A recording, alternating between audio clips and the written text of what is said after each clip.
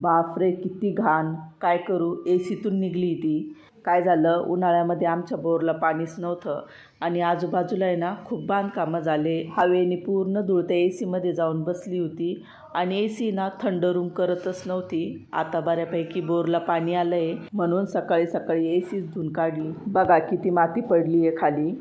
आता स्वच्छ पाणी निघू लागलं. आता बंद करते धुवायचं. फ्रेश वगैरे झाले आणि आता मला करायचं आहे स्वयंपाक. तर आज मी करणार आहे सोयाबीनची भाजी. मी सोयाबीन अगोदर भिजून घेतले, नंतर तेल टाकलं, त्याच्यामध्ये जिरे टाकले, एक कांदा टाकला, कांदा परतून घेतला, त्याच्यामध्ये एक टोमॅटो टाकलं, टोमॅटो पण परतून घेतलं, नंतर त्याच्यामध्ये सोयाबीन टाकून दिलं आहे आणि पावडर मसाले टाकले, त्याच्यामध्ये थोडंसं परतून घेतलं, नंतर त्याच्यामध्ये पाणी टाकून दिलं आहे आणि वरतून थोडंसं जिरा पावडर.